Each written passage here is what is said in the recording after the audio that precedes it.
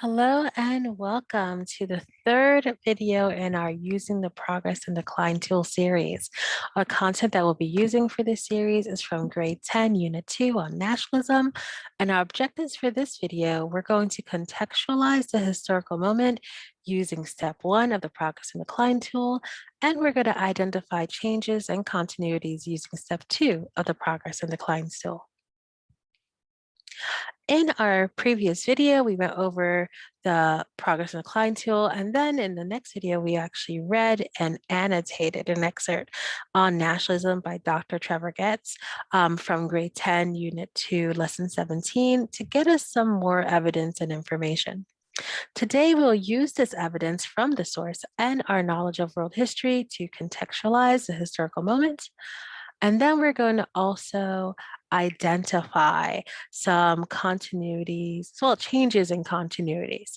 And we're going to go over and use the tool to do this. So let us look at step 1. Step 1 will ask us to name the historical moment, find out what years were involved, and then what other historical themes or enduring issues that we see. So if we go back to our annotations, that's actually what I have done in purple because it had given me an idea of, well, this is what's happening around nationalism. So it's always good to read for purpose. So here, if I use my annotations, the historical moment is nationalism. The years involved, we have the 18th century based on our reading. And then what major historical themes are at play? We saw Romanticism was in there, the Enlightenment was in there, and I also put modernity because Dr. Getz really tried to connect nationalism with modernity, and that was a big historical theme at play there. Okay, so now we have step 1, our contextualization. Now, the next step is we're going to look at step 2, where we're going to do changes and continuity. There's some things that might help when you're trying to figure out the changes and continuities. Was this topic, like what we're about to write, was it important to the people at the time, or is it important to us now? How did this impact people's beliefs and attitudes during the time? How many people were impacted by this? What was the lasting impact, or was it long lasting? That will help us understand, well, was this really a big change for people? Because were a lot of people even impacted? Or was this a continuity that really isn't as important as we think it is? So this is something to consider. Like, what's the historical significance of the things you're putting down?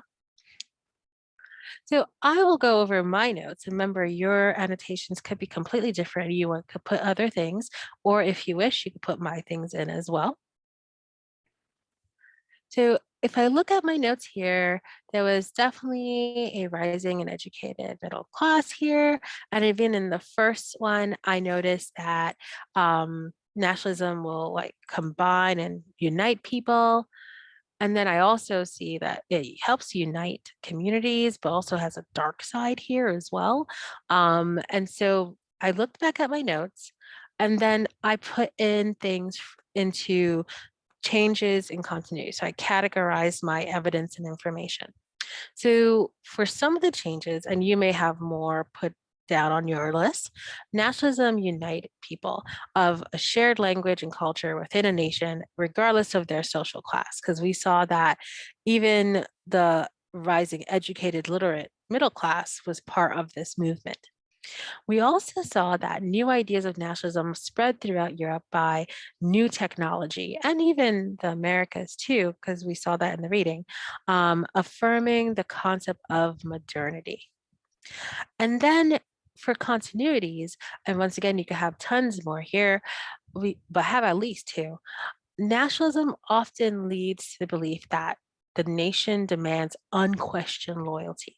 And this loyalty could lead to the belief that other nations are the enemy. And this also could lead people to stick to their shared traditions and old beliefs. So those are just some. You could have also added that people are persecuted. So they're different. These are just some samples of what you could write. But definitely, if you don't have these, add them to your list. But you could also have an expansive list. Right. So now that we have contextualized nationalism, and we've also figured out these are some changes, these are some continuities when we're thinking about nationalism, particularly in the 18th century, because that's where we were looking at that moment. Now, our next step is going to be putting that together and thinking, well, were these changes in continuities, were these actually leading to progress or were they actually leading to decline? So in our next video, we're going to look at that. So I'll see you then.